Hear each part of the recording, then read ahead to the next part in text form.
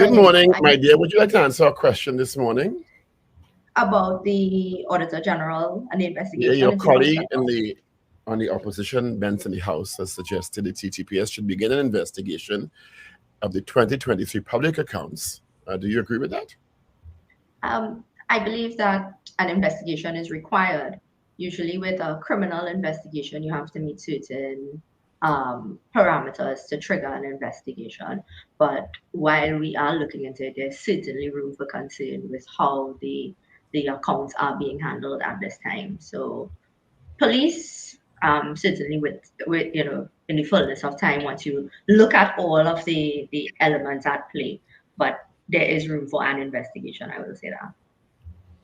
Right. Do you consider yourself a dissident? You've been described as such by many, and the papers have picked it up with you and four other colleagues of yours. I do. I mean, what would I am I being accused of dissenting to? So that has been my question across the board, because when I spoke out, and the one statement that I would have made was that I believe the internal election should be called within the quickest possible fashion so that we can deal with our internal matters. We can strengthen and fortify our party, because if you want to deliver transformative, progressive governance, you have to begin at home. So you have to do that within your political organization. And as far as I'm aware, the political leader has stated categorically that the elections will be held when they are constitutionally due. So in my mind, the only persons who could be accused of being dissidents are persons who disagree that elections ought not to, or people who think that elections ought not to be held. So I've seen it, but I mean, nobody's been able to answer the question as to what are we dissenting to. And so, because there seems to be an agreement, and it seems to be that there's a settled fact that the elections will take place, and then everything else that has happened since then, I think, has been an attempt to complicate a very simple issue, which I is see that. Mhm. Mr. Peter Kanhai is quoted in one of the newspapers today saying the election is due, or this executive expires on June 26th. Right.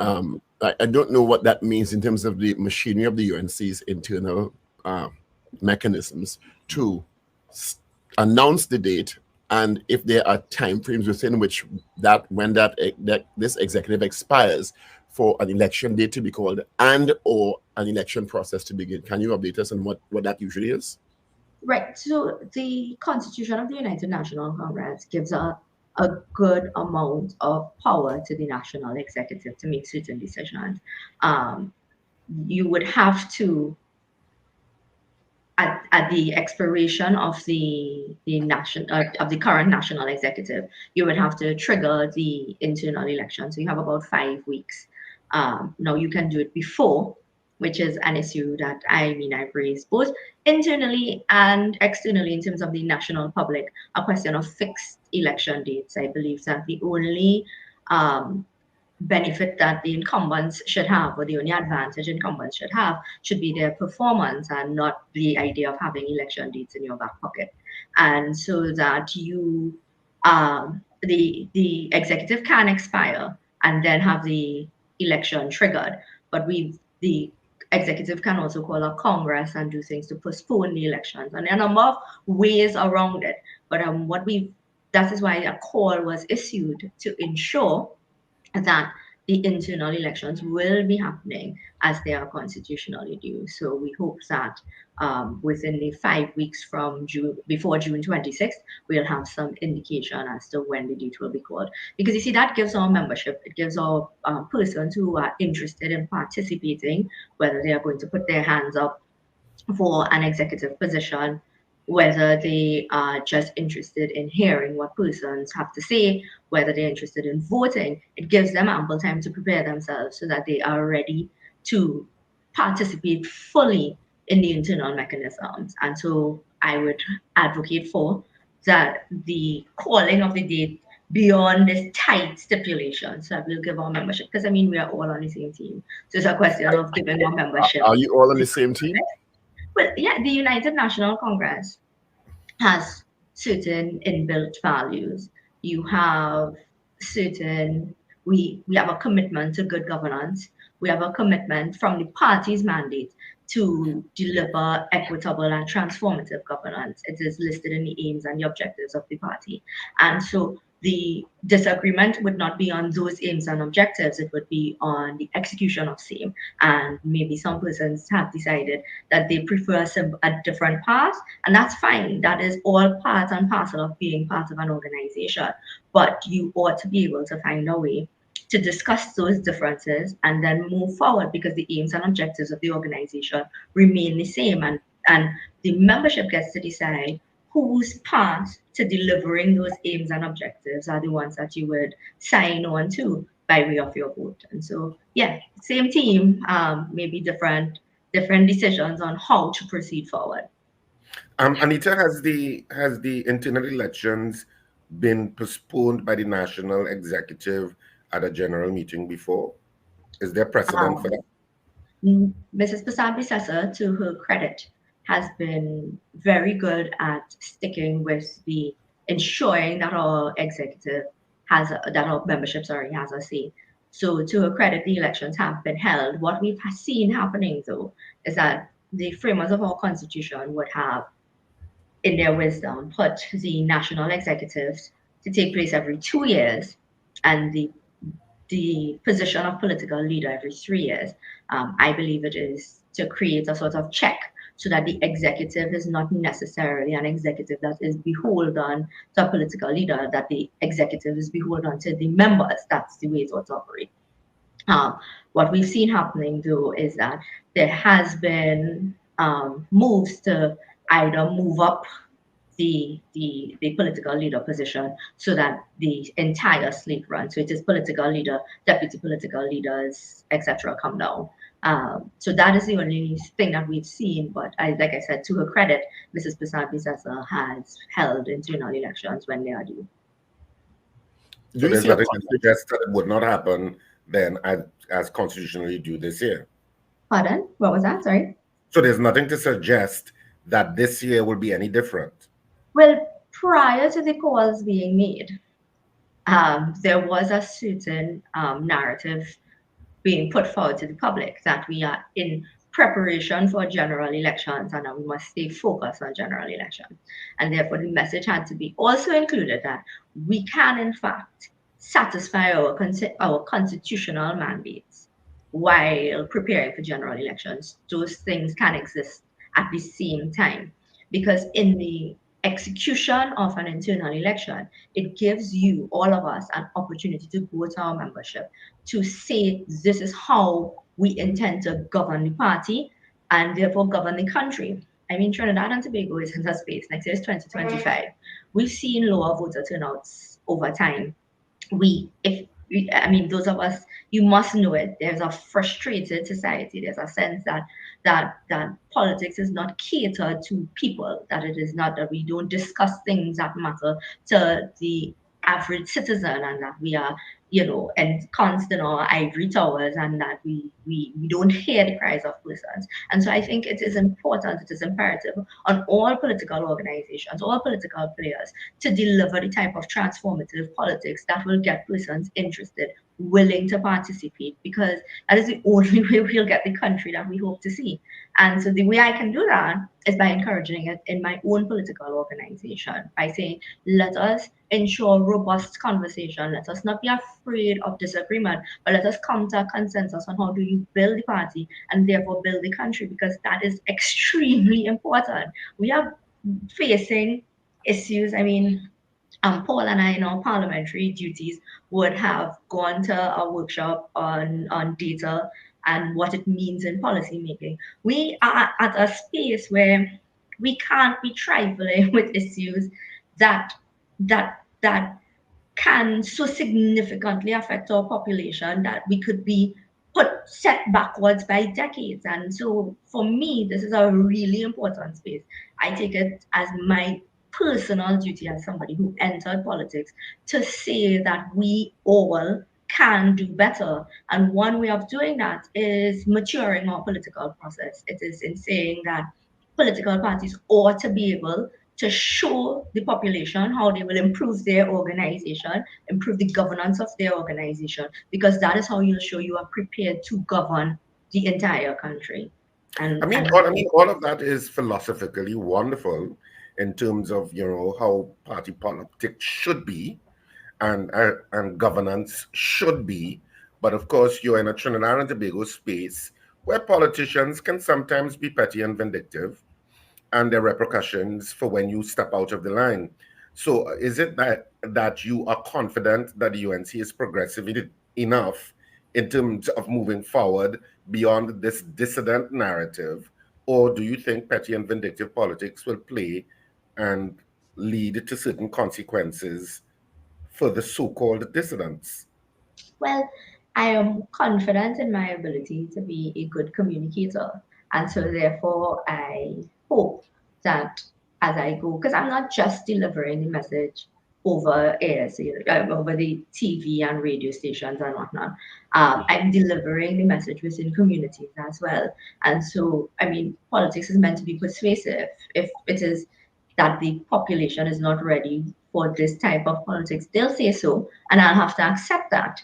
But in accepting the decision of the population, you ought not to dissuade yourself from trying, right? I mean, so I have a platform. I believe in something very strongly, and I believe in something that would both develop the organization I'm a part of as well as my nation. And so it is imperative on me to deliver the message. So we'll see. The only way to test is at the polls. The way you test this is at the polls. Persons um, will have their say, and we have to respect that. But you certainly have to try. Well, if you get a chance to face the polls, but before I even go into that, because it follows some Richard's question, following from one of the statements you made earlier on, do you think there's a conflict to do, or is there a concern from on your part from the? My parents own a Chinese restaurant. Okay, somebody has an audio device on. Do you see a conflict, or is there a concern that there had been a call for persons wishing to submit themselves for nomination for constituencies for the general election, even before a date for the internal election has been named, or that process triggered, as you indicated earlier on? Is there a conflict there or concern? Is there a precedent for that? I think that was also part of the rationale behind making a call early on, because certainly if the screening committee comes from the national executive, and we've all agreed that the executive will expire in June of this year, it would be illogical to set up a screening committee in May and have those persons screen persons between May and June, and then expire, their term in office expires. It would be certainly procedurally the best thing to trigger the internal elections. An executive with a new mandate selects the team going forward in 2025. And so, well, we wait to see what occurs with that. But I think our position, well, certainly my position, has been clear that the logical sequence of events would be to allow members, the UNC members, to have their say in terms of who governs us internally, and then those persons with that mandate select a team that goes forward to present our message nationally. Now, last Friday, yourself, you had a personal emergency. You stated that in advance, and 4 others of your colleagues were absent from the parliament. And there was a vote, which the government was able to be successful in their moving of. There's a lot of narrative coming out of that quote unquote, you all broke beach. There was suggestions that there was collusion among the 5 to stay away to make a statement because you're being called dissidents as a collective. Yes. Would you like to clear the air on that from your perspective on the record now? Yes, certainly. I would have had to issue a press release. In terms of my political career, I think that has been one of the more difficult spaces that I've been in. Just given that the idea that publicly, within my own political organization, at our anniversary function, there would be a space to use that as a space to suggest some sort of sinister intent when no such thing existed, put me in a really uncomfortable position where I had to address something publicly. Because since making my call for internal elections, I'm sure you would have seen it. Various persons would have said different things, and I've chosen not to respond because I really don't feel that it is beneficial. I don't think it adds to the progressive level of politics that I'm seeking to bring forward to the population. But on this one occasion, I thought it was I felt it important to state that you really you really ought not to be so willing, even in internal politics, to suggest to persons that people will abandon their duty to country because of internal matters. That's a simple communication would have let you know. I mean, 2 weeks before this, 2 weeks, just the 2 Fridays before, we had a special majority vote that the government required 2/3 of the persons to pass. And everybody in the House voted along with our whip because the discussion had taken place and there was an agreement. And so then to come 2 weeks later and suggest it, I thought it was just a matter of political convenience. So just to be clear, I would never abandon my duties. There are more effective, certainly more efficient ways to send a message, which I have no problem employing. And so where I took issue was the implication of some sort of sinister intent. And so I believe that it has been cleared up. I hope that we can all now move on and deal with the serious matters because it was an unfortunate incident. I had to clear the air, which I think I did quite effectively.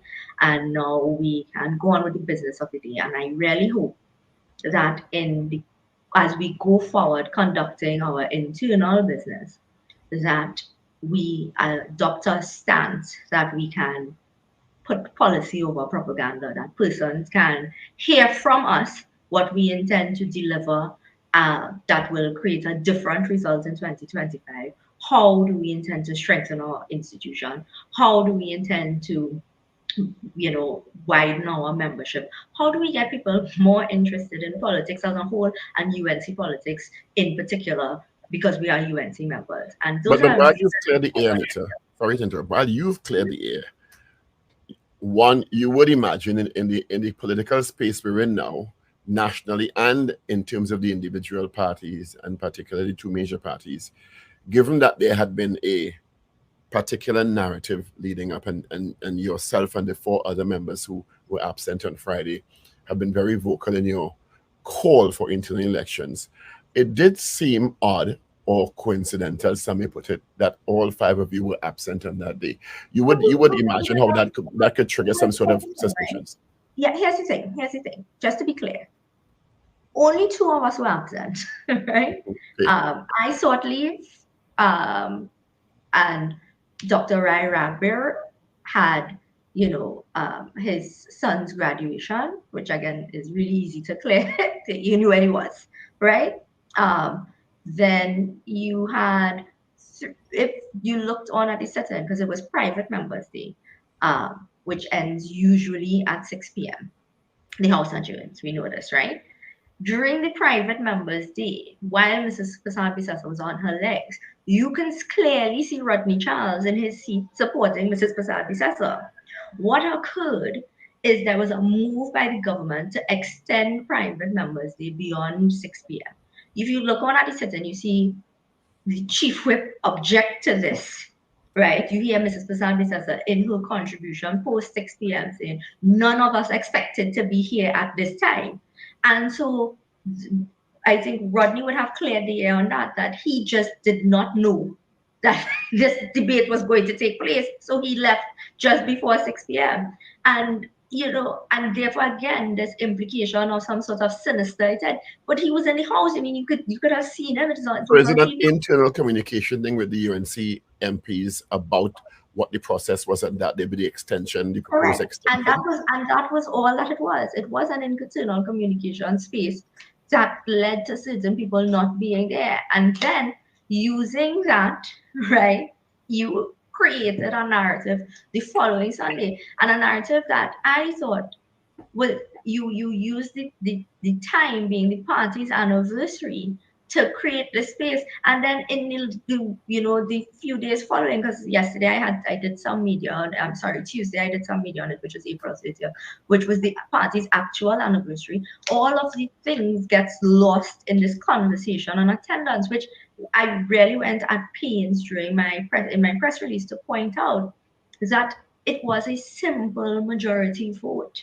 Everybody knows that in a simple majority vote, because the benefit of winning an election is that you hold the majority of the seats in the House, and therefore you will not bring a vote for simple majority if you don't think you can win it, because you have the numbers too. So I mean, I thought it was like, again, it has created a conversation that draws itself away from actual issues facing us, national issues and internal issues that can be properly ventilated, that can be responsibly ventilated.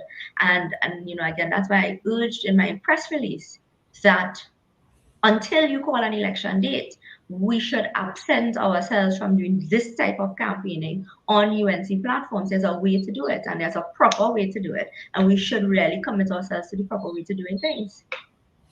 How do you think, we spoke to political analyst Rishi Maharaj yesterday, who shared the view that he thought this was hurting brand at UNC, this conflict between 5 persons and others, and and the press conferences and the press releases and the accusations that you're having to defend yourselves, when, as you say, there are more significant national issues in front of the country. So the population got to know me as the public relations officer for the United National Congress. I have a particular commitment and affection for brand UNC. And so you would always see me conducting myself in a manner that will really try to shield the brand from any sort of from being hurt. Because I do believe the UNC is a strong political vehicle. And so that is why I continue to urge persons that let us practice mature politics, so that going forward, yes, we know the internal elections are constitutionally due, and therefore they will happen. There is a way to campaign that is responsible, that is policy-based, that tells people within the UNC what they can expect that is better, what they can expect that is improved, what they can expect that is progressive, that is transformative. That should be the type of campaigning. Because other than that, you will turn people off. And so, like I said, I found myself in an extremely unfortunate situation where I had to publicly respond because the accusation was publicly made. And so hopefully we can all find a way to improve what we are putting to the public, and certainly to our UNC members, because that is also very important to me. Is this a difficult time for you? Because to me, you've had a stellar political career since your debut on the scene. I worked with you in the Senate. Yeah. I think, my opinion is that you're respected by your colleagues in the UNC. You're respected across the floor because of your communication style. I think you're respected on a national scale. I think you have a high likability factor.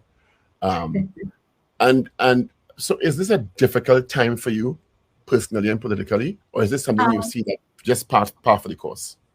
No, I see it as a necessary time for me. I entered the political landscape, and I have, like I said before, I have been very consistent with my politics. I've been very consistent on what I hope to deliver nationally, and why I believe the UNC is the space to allow us to deliver something that is really transformative nationally. I think that, I entered in 2017. I was 30 years old at the time. And, this nation, my home country, is extremely, extremely important to me. And so therefore, you have to use whatever platform you have to create, wherever you stand, it is your duty to improve that. That is how you get the country you want. You don't, this idea of, I am in the UNC and I'm always looking to say, this should be better, this should be done differently, this should be done differently. And then I'm doing nothing to improve my organization. then there's some level of hypocrisy in that. And so I see it as necessary. I see it as a required time. And so I'm going to try to execute it to the best of my ability. And the hope is that the population will be receptive. The majority of the population will be receptive, because I can tell you, the messages coming to me is that people understand exactly what needs to be done and why it needs to be done. And so that they understand that it is not simply, we cannot enter 2025 election year and it be the same type of campaigning and the same type of politics that we've seen in the past, because you will get persons much more disinterested, people within my own age group aren't even willing to participate in the political process because they are so turned off by it. So I see it as necessary. And with any in any process, when you have to bring about some sort of change, some sort of improvement, it is going to be difficult. So yes, it is difficult, but it is necessary. Do you think this will hurt your chances in the screening committee? You said you're willing to face whatever consequences you come away from speaking out. I saw that quoted in the newspaper. Do you think this may have an impact on your chances at the screening committee? Well, I mean, that would really heavily depend on what screening committee I face, right? So that if the internal elections take place and the internal elections take place, and then a screening committee is constituted from the persons who've received a mandate. Well, and so that's a difficult question to answer. I mean, if the screening committee is tomorrow, well, then absolutely. But as it really depends on what screening committee I face. But I will say this though, and people will have asked, well, why would you do that? Because I think it's also important to show persons that you can call for something. I've heard questions about, why aren't you towing the party line? The party line, the party's constitution requires election to take place this year. That is in fact the party line. So to do anything contrary to that is what will not be towing the party line. And so, you get into this space where persons will have, whatever opinions they have. I will communicate my message wherever I have the opportunity to communicate my message, and then we go forward from there. But when I say I'm prepared to face any consequences, and I make it clear, there are also consequences to inaction. There are also consequences to remaining silent. So regardless of what you did and you didn't do, there would be a consequence. So you have to be prepared anyway. Yeah. And that's a very good point, actually. Tell me about it. That's a very good point, that there's a consequence to inaction. And oftentimes in a small space, many times people don't want to rock the boat, so to speak. And politics is even a smaller space because it's a microcosm of the country where you have all sorts of egos at play. And sometimes you just have to stand up for what is right. And of course, now the political graveyard is littered with people who have stood up for what they believed in. And well, let's see whether Trinidad and Tobago is in a new space. But I totally take that point, that because of your sense of integrity, sometimes you are going to stand up and say certain things, and you feel motivated to stand by your principle of how you see something, and you should not lose that. I don't know, Richard, if you remember, when I was very early on the political scene, I came onto Power 102. There was a conversation about how persons coming into, you told me all of it, everybody's the same. You come in here and people, you come into it and everybody stands within their party and nobody thinks about the country. And I hope that in 2024, you see that what I told you in 2017, I was in fact telling you the truth. Yeah. So some of us are. It would be remiss of us to have you on this morning and not ask your opinion on the present imbroglio between the Auditor General's office and the Attorney General / Ministry of Finance. What do you think about this development and how it's playing out in the public? And you see how it's playing out in the public. I think we in the UNC certainly can see it, that you cannot use your executive office to then control the voices of persons who are meant to maintain the checks and balances within our society. And so that the Auditor General is an independent institution. It is meant as a check on our executive power, and that it doesn't matter who holds the position. It is a space of comfort for the people of Trinidad and Tobago that there are persons guarding the guards. And so therefore, the persons who are in charge cannot now try to threaten and bully and create a space where that is uncomfortable for our independent institutions. And I think that has lessons for all of us. She has said that her office, and this is quoted in the newspaper yesterday, is under, quote unquote, under political attack. Yeah. Do you think that's a fair statement? Certainly from the conduct of the government in the parliament, and that's what we can see. It appears that the language is also that of an attack, and so I can only imagine what we cannot see. And that's a good point, because we all know how you're conducting yourself publicly in full view of the public. Can you imagine what is going on? And we're not seeing it. Behind the scenes. Well, the persons who are in the know, we spoke to Mariana Brown earlier in the week, and persons who have held that office off and online have said that the Auditor General acted within the ambits of the law. There are deadlines. There were overtures from the Ministry of Finance to supply additional information that they say would have corrected what they describe as an understatement of the national public accounts to the tune of about $3 billion. It has evolved that, the overtures were refused at first, and then eventually a pre-action protocol that was sent by the Office of the AG, or could be on behalf of the Ministry of Finance, and it was accepted.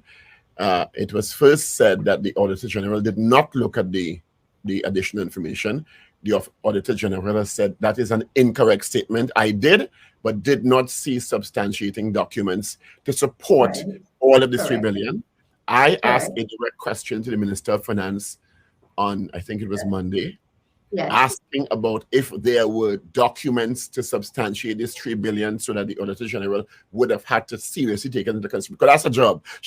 Somebody can't say, it had $2,000 extra there, just put it in. She has to see substantiating documents. That's a job, but that's the job of the division.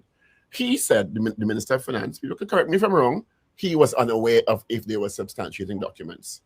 So it's interesting that he was unaware, but still managed to make all of these public statements suggesting that, there was to indicate some sort of non-compliance or some sinister motive. And that's what I said, you cannot use your executive position to intimidate independent institutions. They were set up for a reason. There's a job to be done. And I want to publicly congratulate her for her stance and her courage, because it is very difficult to stand up in the face of some of these, when you see an Attorney General, Minister of Finance, and then the full might of the government coming towards you.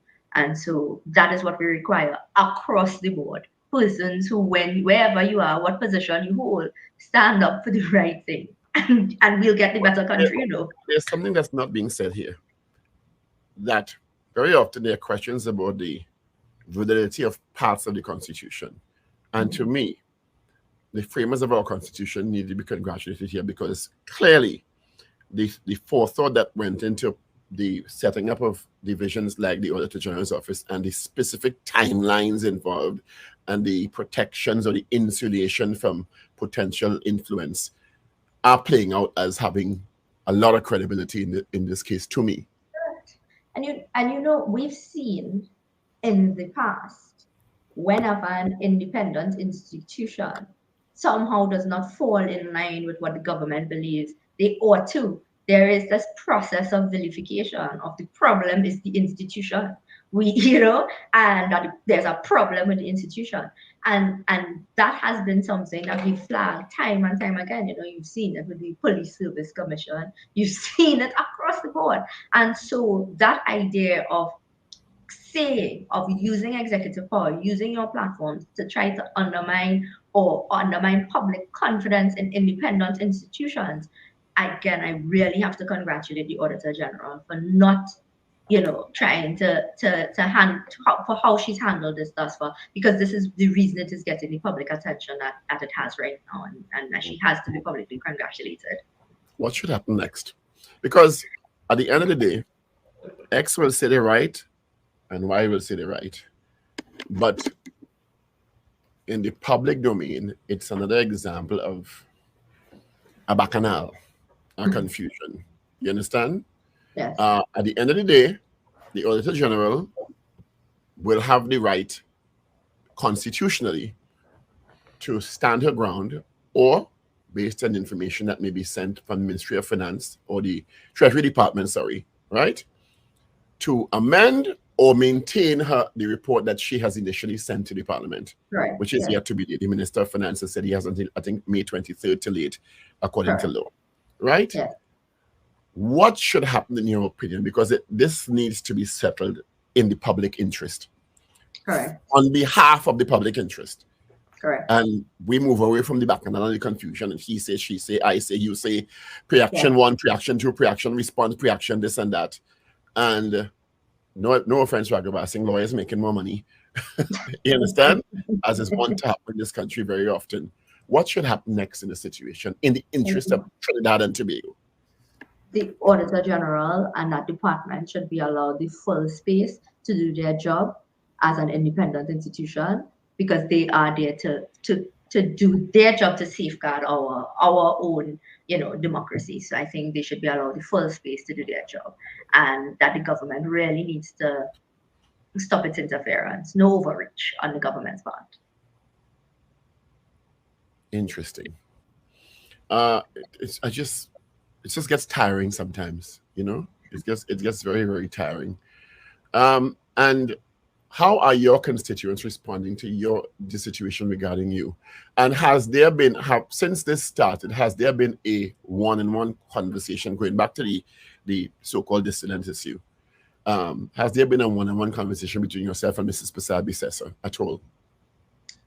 No, there's been no one-on-one conversation between myself and Mrs. Pasabi-Sessa.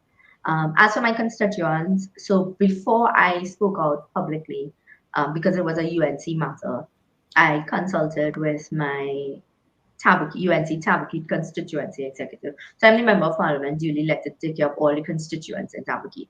But there's a UNC arm within the constituency that looks after our membership, ensures that the membership has their say, etc. And so I did consult with my Tabakit constituency executive.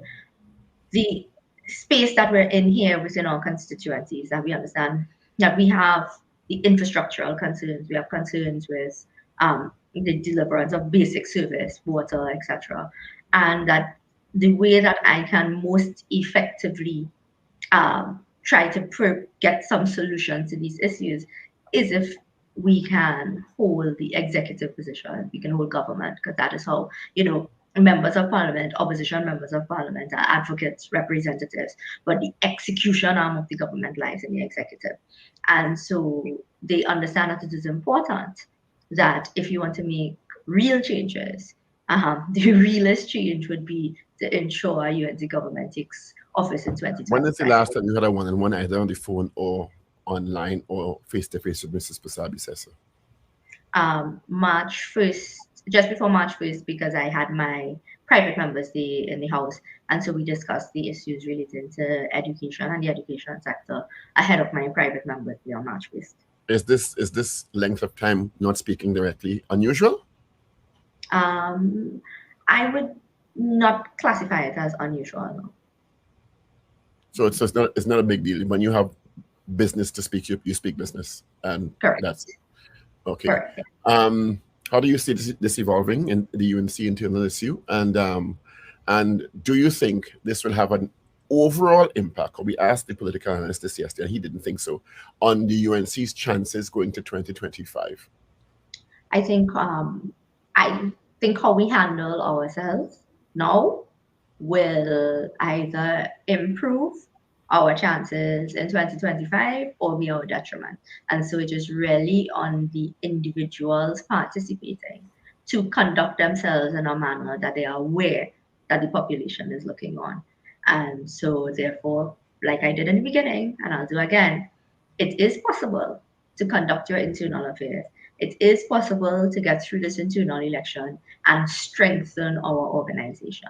And really and truly, it can only be done if everyone is firmly committed to doing what is best for the organization as opposed to what is best for some individuals within the organization. Do you think the country has a strong opposition now?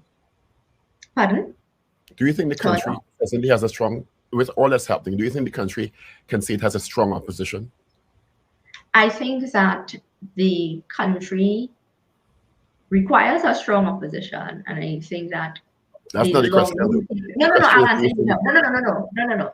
What the longer we take to announce an internal election date, the more of a distraction this may seem to be. And so again, like I urged in the beginning, if we've acknowledged that it is constitutionally due. If we can dispense with the business in a respectful and responsible manner, we can then put all of our focus into the parliamentary spaces. And I think right now, because we have to end up in this type of back and forth, and that can be easily rectified. It can be easily rectified, or personalities really takes it upon themselves to focus on the issues.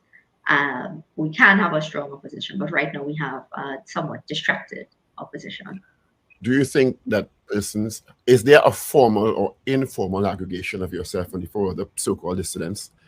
Have you had any meetings together? Because that's some of the narrative that's out there, that you have this opposition group, but not opposition, but a splinter group in the opposition that's an informal or formal aggregation to challenge the mainstream opposition. Is that an accurate suggestion? I would say that there are persons who have an interest in a direction for the UNC, a strengthened UNC, and conversations will take place to that regard, but certainly not anything to disrupt the functions of our opposition party. I mean, of the United National Congress. Those are two fundamentally different things, which is again why I took so much issue with the statements that were made on Sunday, that there is some sort of collusion to hurt the organization. Whatever conversation is taking place as part of how do we strengthen our structures from party groups come up. How do you have a more community-based, inclusive approach to governance internally? Because that is how you'll then structure your governance once elected into executive office at national pools. Do you take a top-down approach, or are you interested in building community by community and therefore building the organization or the nation? And so those kind of types of conversations are the things that are taking place. But certainly, absolutely, no conversation on undermining or dismantling. Only conversations about building and strengthening. Karen has a very good question I'll put up. Let's just say, for conversation's sake, should you end up on the next NATEX, what are the main changes you'd bring? It's a good question. Yes. Like I just said, my approach to governance nationally and certainly within the party is that we can build our nation, we can build our organization community by community. So this refocusing on how do you get party groups, how do you get persons in small villages or large urban centers participating and discussing issues, and then that making its way up to the party arms. So the strengthening of all of our party arms, from party groups, constituency, executive, women's arm, youth arm, the Congress, all of these things were done to create a massive, inclusive Congress for Trinidad, for the UNC, for the people of Trinidad and Tobago. So I would begin by strengthening those, by recommitting ourselves to our membership, recommitting ourselves to the values of, politics that is grounded in our people, grounded in our human resources, because those are the reasons I entered politics. And so I think that is how we begin our transformation. We do it community by community. And so should I be on a NATEX, I would remove this idea of a top-down approach, that what matters is who sits right all the way at the top. But what really matters is if our institution is strong and robust at all levels. And so that is the main thing that I will carry through from now until, I see it improving internally. Anita Haynes, it's always an absolute pleasure to speak to you. Yes. Well, thank you again I for said so having me. you bring and you have brought and you continue to bring a breath of fresh air to the politics of Trinidad and Tobago. Could I ask you one more question before you leave, Anita? Yes, yes, If it is that you're not selected by the screening committee, yes. and so you're not going up for the UNC for the politics for 2025, Right. Yes. are you going to consider a run as an independent? Would you consider joining another party, or would that be it for you in politics? I think there are a number of spaces for national development that don't include a seat in parliament. And so I'm sure I'll find myself in a space that will continue my advocacy. But uh, I have committed to an organization. My job is to do best for the political party that is the United National Congress, improve that product. I don't think that, shopping around politically adds any real value. I think you either improve the space that you're in or get in a space to improve something. And so I think there are lots of spaces for national development, and I am sure I'll find myself in one of them. Thanks Thanks so much for joining us. Thank you. Have a great day. Be safe. Thank you. Thank you All the for best to having you. me. Yes, all the best to you as well. Take care. All right. Adios.